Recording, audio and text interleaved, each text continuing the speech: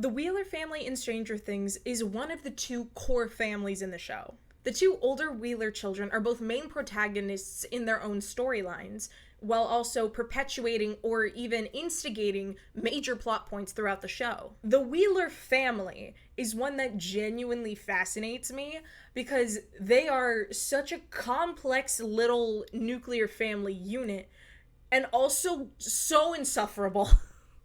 Like, some of the most annoying characters I've ever seen, but like in a really fleshed out way, so I can't like call it lazy writing. It's just like a personal character choices that irk me, so if I met them in real life, I just would not like them. But they're wonderful characters, wonderfully written characters. Very compelling and complex, and how they are built is very structurally sound. They are good characters. I just hate them. As I said, they are often instigators and perpetuators of the plot through their character choices, which are all derived from like a couple key components that are often, I would call them character flaws or character conflicts that continue this behavior that moves the plot forward. It's very clever. The key character trait that does most of this work is the fact that neither Nancy or Mike know how to communicate emotions or thoughts effectively. They are both rather emotionally, I don't want to say emotionally unintelligent, but emotionally stunted in how they express that to other people. And it plays a key factor in every single arc they have in every season. This then flows over into their secret keeping, Nancy's perfectionism. Both of them seem to have a really hard time with romantic relationships. And their habitual lying. And all these, like, little issues that come from this core issue stem most of their personal plot points. Like, there are outside forces involved, but they are key plot devices. You very seldom see good plot device characters. How these main characters serve more as plot devices and protagonists. You normally don't get both of those in the same character, and it's very interesting to see how the Duffer brothers utilize this. And I do enjoy that they are so similar. These are a pair of siblings with very similar problems, and it's like, where does this come from? It comes from my main man, who does absolutely nothing! Ted Wheeler. Now, Ted Wheeler as a character is very easy to just kind of slug off as like set dressing or a prop, because it'd be weird if this nuclear 80s white family didn't have some form of father figure. And like, he can be emotionally absent too, and it just makes sense. But when I say that this man serves as like the key point to entirely explain Nancy and Mike's entire behavioral patterns, like, it's so vast. Even though this man, action-wise, does nothing. He never actively does anything in any season so far. He just sits there and makes passively judgmental comments or is emotionally absent. But those two things are just like a piece of character world building that just exists within the work. And it provides so much explanation to Mike and Nancy. Which maybe this is like an obvious thing. Of course, we grow up in our households and then we emulate our parents, or we are products of our environment, and that's the tragic backstory when you learn why this person is the way they are. And it's true, that's a very common and very useful literary tool. But how often do we just get it in a passive, non-tragic sense? If you don't have a tragic backstory about your home life, typically your home life is barely addressed. Every other child character on the show, we have the Wheelers and the Byers. Every other protagonist, we like see their family maybe once. Not at all if you're Steve. We have only the say-so of, oh, this is what's relevant to my character. Oh, there's this. Oh, my parents are like this. We aren't told that about the Wheelers. We are just left to observe them and then glean what we can. As most things in this show, it is a subtlety that you just gotta look for. And I love looking at things, so let's take a little peek. Because Ted Wheeler is the head of the Wheeler household despite doing nothing to run the house. Karen tries, and she tries very hard, but she doesn't hold any power in this house. She nudges and nudges Ted when she feels like he is supposed to do something, and then he often gives a lackluster response. and the problem is still unresolved, if not made worse. Almost every line that Ted has is either full of emotional absentness or being judgmental of either something on the news or talking about a group of people which he never interacts with. And it's easy to view that as like throwaway lines, a throwaway character. Oh, he's just a little stock character that exists to fill this family setting. And while that's potentially true, we can also look on how that directly affects these characters. Starting with Nancy, Nancy is judgmental. She is a perfectionist, and she, at the beginning of the show, has this good girl act going on. Nancy has a very intense self-perfectionism that she believes is supposed to be a standard that then applies to everyone else, and then she gets a little too much like her father when they don't meet that standard. And I think also that fear of judgment and self-perfectionism leads to her lying so much in the early seasons. In season 1, she feels the need to hide her relationship with Steve because she, slightly justifiably, fears judgment of other people because it's the 80s and, you know, you can't have sex in the 80s, that's a sin. And she feels the need to uphold this good girl status for fear of judgment that will be probably very harsh, which then leads to her constantly lying or just plain secret keeping, as is what she does for almost the entirety of season 1, is her lying and hiding until she meets Jonathan, until she feels comfortable opening up because he's already a lowlife and can't justifiably judge her, which he does anyway, and then she gets mad. But, and her inability to communicate her emotions properly then leads to how season 2 then begins for her, with her emotions so bottled up because she hasn't been able to process any of it verbally with anyone because she doesn't know how, and also that's just not what they do in their house. They don't talk about their feelings because they have no example of doing so. Their parents definitely don't talk about their feelings, so why would she? That then leads to her only being able to actually express how she feels through being utterly wasted at a party. And it's also why she has trouble acknowledging that she has feelings for Jonathan. That whole thing, her, Jonathan, Steve, is a whole bunch of, a lot of issues that could probably be resolved better if she knew how to communicate what she wanted, and if she had the emotional intelligence to know what she wants. That's a big one. I don't think this girl fully knows exactly what she wants. And then her sense of perfectionism, she does not handle criticism or disrespect well, which, you know, honestly, justifiable, understandable. Like, her behavior in season 3 is greatly motivated by a need to be respected. Up until this point, she has done everything in her power to be the most socially presentable person, and then she is still denied that, and that sense of perfectionism and determination to not be passed judgment on because she is on the right side of the judgment, she should not be experiencing it, then creates this entire thing that she does in season 3. To address season 3 for a moment, this was my first season being introduced to Nancy, and I hated her immediately because I think season 3 is her worst season, because technically, while she was right in the end, during the entire setup until she's proven right, everyone else is also right. Jonathan was, I think, with the knowledge that they had, justifiably correct. She didn't have anything to go off of but a hunch, which is a trope I genuinely dislike. I dislike it in cop shows and private investigator shows because I have a hunch. I think it's a weaker trope and plot device, and the fact that it's made to give Nancy this, like, justification for her victim complex, I think is annoying. I don't care for it because she never even, like, fully apologizes for her behavior. Like, she does a little bit. She apologizes for insinuating that Jonathan was as sexist as her bosses, but, like, her entire insistent behavior costing them their jobs and her not being able to understand when she's done something, taken something too far. I don't like how they handle it, frankly.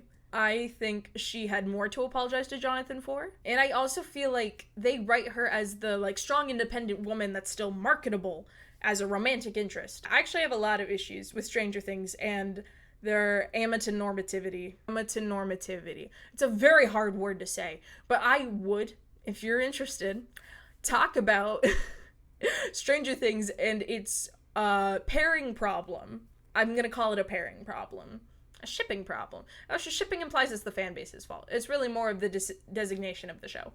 Anyway, I might talk about that. And Nancy's internalized perfectionism and internalized harsh judgmental attitude isn't challenged until Robin in season 4, in which I don't like...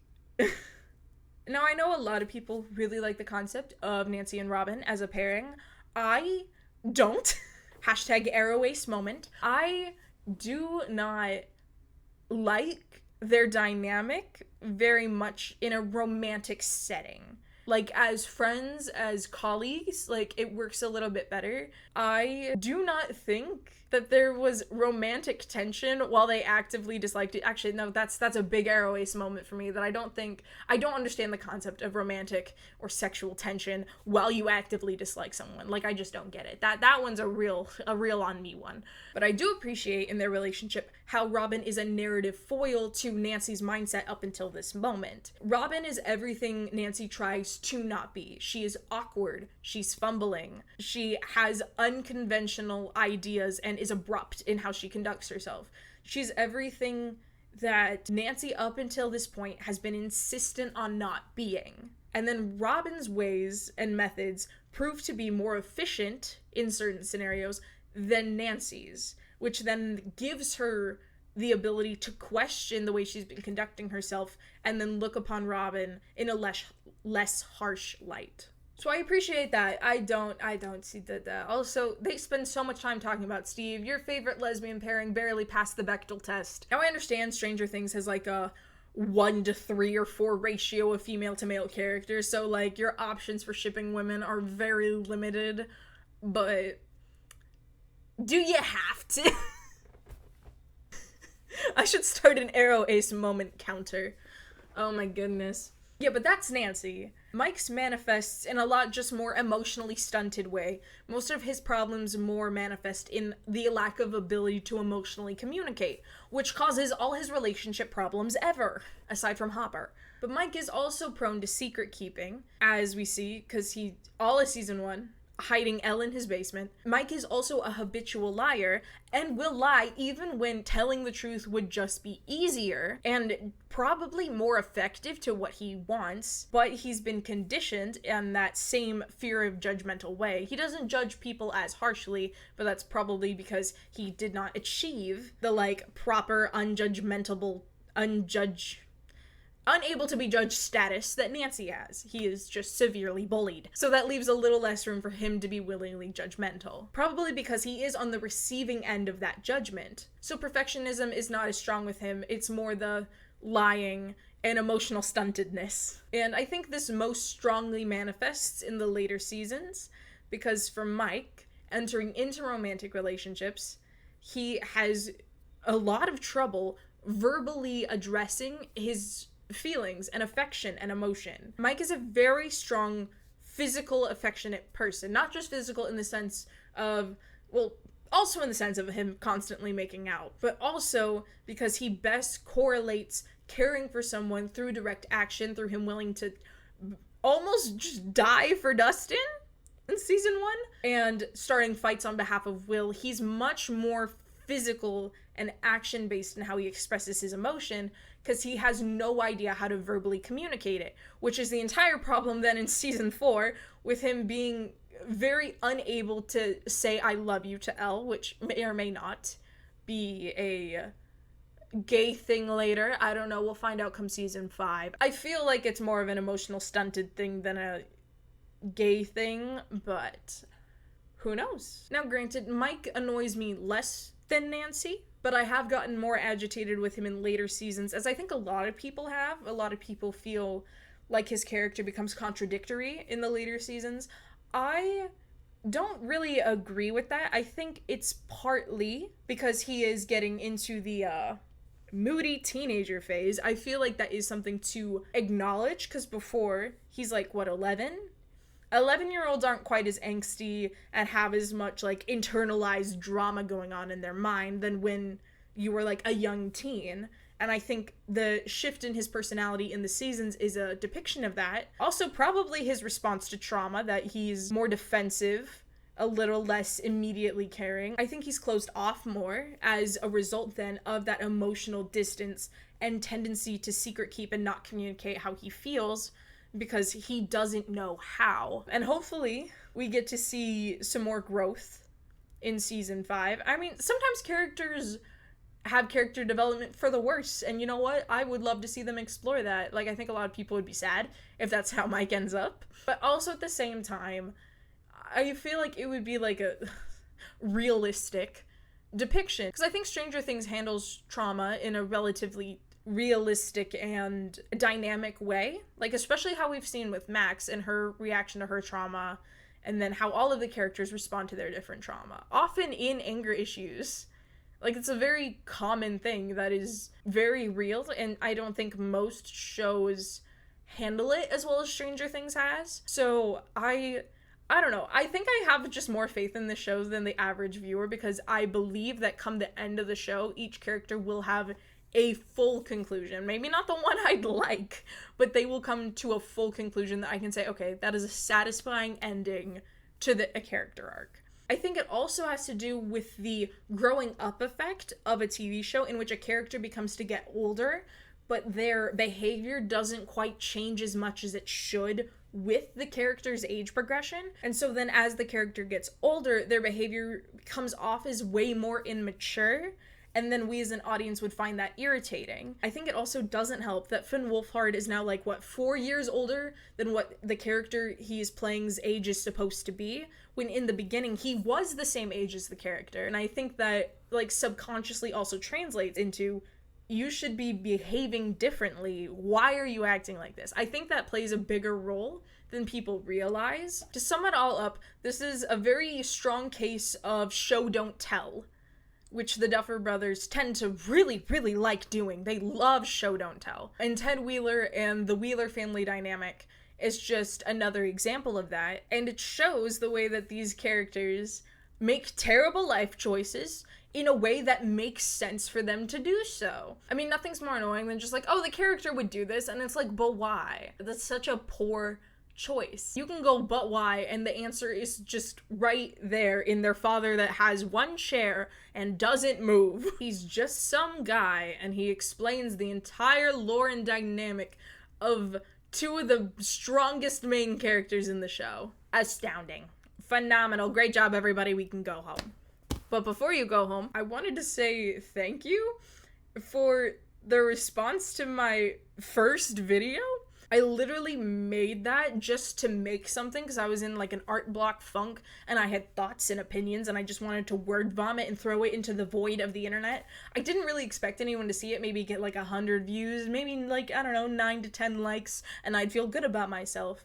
But goodness, I don't know, just the concept that people saw it and genuinely enjoyed it made my entire week, and then prompted me to be okay, I have more thoughts and opinions. I can talk about this more. And I'm really excited to have a creative outlet again. I'm so thrilled that y'all are here. So thanks. Obviously, I'm not just gonna make stuff about Stranger Things because I have other interests. I might make some really niche D&D podcast related video essays too. I don't know. This is gonna be my fun little play space, and if you want to stick around, feel free. Love to have you. And feel free to leave suggestions. If there is a show or web series or something that you would like me to just pull apart, it can be a specific character, it can be themes and motifs. I love character analysis and themes and motifs. And if it's something I've seen before, or it's an easily bingeable, accessible piece of content, I might just do it. I might. So anyway, thank you for being here. I hope you enjoyed the video, and I'll see you sometime probably in another month. If I'm gonna be completely honest, I don't think I'm gonna maintain an upload schedule because that will take all the fun out of it. See ya.